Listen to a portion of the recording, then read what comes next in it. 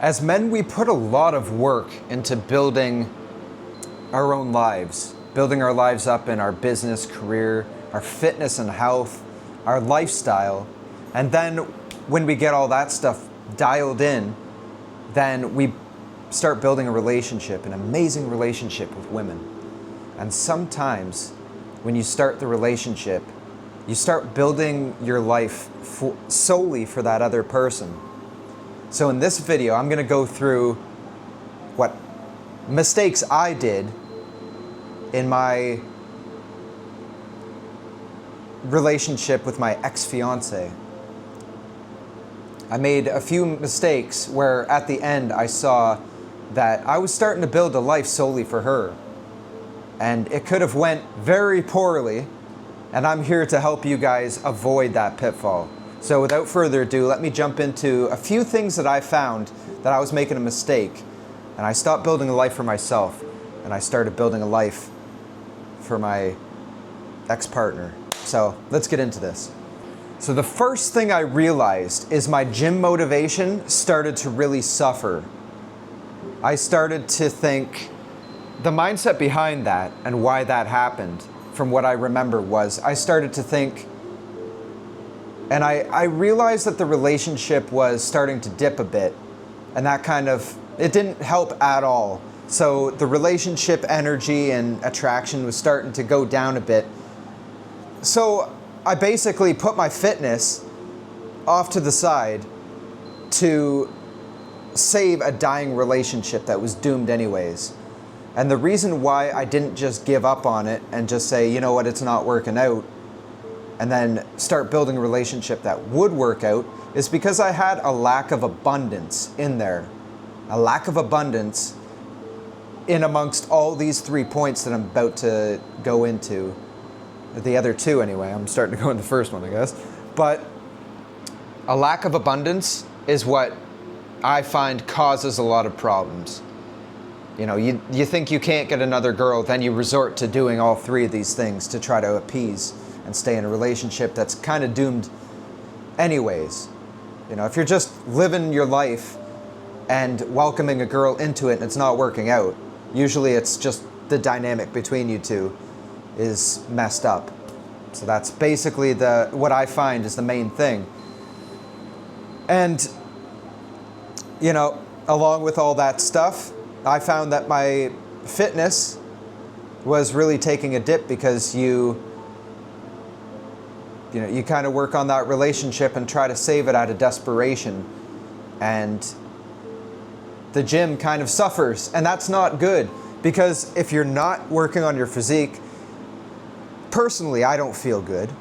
You know, I haven't worked out in a little bit because I've been so busy and I feel like shit. But at least I have some dumbbells here where I can get a quick pump and keep that alive. Today I'm getting into a deep session workout, building back up the physique and getting some progress going. And it helps having the dumbbells close and having it easy, but still when you have that desperation in the relationship and you're trying to grasp onto something that should let go, it's going to creep in. So what you do in this time is you relax, you take a breath, and you see if you can see if there's anything that you can proactively do in the relationship, so you can still work out and you can still save the relationship if it's something worth saving. If you've done everything and nothing, you know, you're not really doing anything wrong, and it's still kind of like you're losing attraction for each other, you know, it's just the excitement isn't there. I find it's just easier to see if you can fix anything, and if there's nothing that you can clearly see that needs fixing, it's just best to end that relationship. Find someone that excites you and adds to your life. And that's the real risk when it comes to just settling for somebody. Because if you don't have your health and you don't have your physique, and like a physique that you're proud of, then you just don't feel as good and feel as powerful as a man. And when you feel good and look good, you do good. So that's the huge risk. The next thing that I found that happens is you start to change your personality to fit into what you think your partner would like. So say your partner's into pretty boys or pop bands or whatever. You start wearing tighter pants, you start wearing jewelry that these pop bands would... You start to feminize yourself, basically. You start to become a woman. And you stop becoming yourself. You stop becoming a man that goes out in the bush and hunts for his dinner and everything. And I did this. I had a fire of working out and, masculinity. And I don't know what it was, but I just thought that subconsciously, and I guess consciously too, just thought that my partner wanted someone else, someone that wasn't as masculine and just like, full of firepower. So I started changing my personality, and I started to be less masculine, do less masculine things. I went too far into skincare and putting stuff onto my skin and everything. I started to become someone that I just wasn't.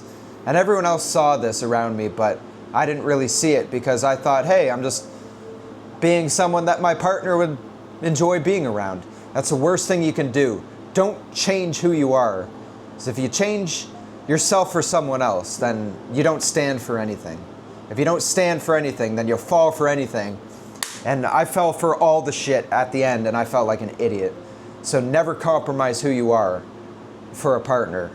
You always be unapologetically yourself. And if your partner likes that, cool. If not, then you can move on. And the main idea, the most powerful idea behind all this is, if you change yourself for somebody else down the road, you're just going to be super unhappy. That's why you see marriages that fall apart after 25, 30 years. It's just because the guy or the woman was trying to be somebody else for their partner, and then they just couldn't take it anymore. And then they're like, I just need a change. And that's where that comes from. So don't be that guy. I was that guy. Learn from my mistake. And I'm never making that mistake myself again. So, and then the last thing that I really found when I broke up with my ex-fiance was, you don't have any of your own hobbies. You basically just do all the things that they wanted to do. And sometimes, hobbies that they do become your own. I still have things that my ex-fiance and I did together, and I've taken that on for one of my own hobbies and adapted it to one of my own. So there can be some circumstances where it's a good thing, where you start to do hobbies together, and then you enjoy that hobby. You find you enjoy that hobby of doing whatever, and then that becomes your own thing. When it becomes a bad thing is when you take on all of your partner's hobbies and have none of your own. You have nothing to contribute. For one thing, it's a bad look, not contributing things, and you're always just doing what your partner is, especially as a guy. As a man, we need to lead more than we follow. And women love this. You can ask most women that aren't affected by the West and, feminism and all that shit. You ask any high quality woman and she'll say, yeah, like, I want to do stuff that, I want to follow you. I want you to lead. I've had relationships that ended in the past because I didn't lead enough, and I thought I was leading enough. So you wanna lead, and you want to contribute your own hobbies to the thing, and it's more exciting finding things for yourself, and really falling in love with a craft that's solely something that you've solely decided to do. And then also if the relationship ends and you've done all the stuff that she wanted to do, then you don't really have anything that you built for yourself at the end. And I found that was the worst part of having a long-term relationship end suddenly. It's that I didn't build anything for myself. I was 30 and I just didn't have anything for myself. that I really built. So, you know, I think it worked out good for me in the long run up to now. It took a few years to find my footing, find what I really wanted, and to build that. It is possible. And if you take it the right way, then you can use it as firepower to speed up and make up for that lost time. But it's a very painful situation to be in when everything falls apart. So take these 3 things, use them as a checklist, and make sure that you're not messing any of these things up. Because if the relationship ends, it is a painful pill to swallow. So, you know, run with these things, write them down today. And, you know, if you find yourself falling into one of these things, then back up right away. If you have any questions about any of these things, just fire them in the comments down below and I'll get back to you as soon as I can. And I've went into all these things more in detail in my book called Unavoidable. You can find that also in the link down below if you want to get into that and pick up a copy for yourself. Super affordable and a lot of value in there. Thousands and thousands of dollars of value for, I think it's like 27 bucks. So you can, 27 bucks Canadian. I go by Canadian because I'm Canada, so I forget what that is in US, but you can pick that up down there below.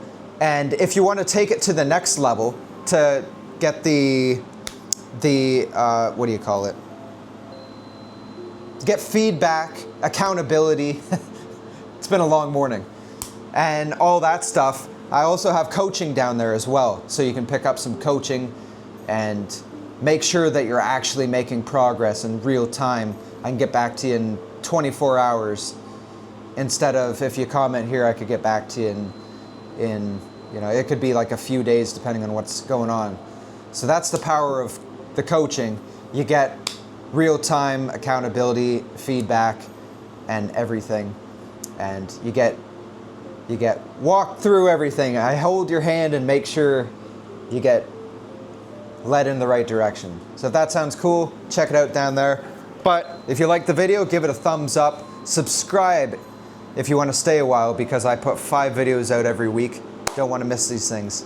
See you in the next one, guys.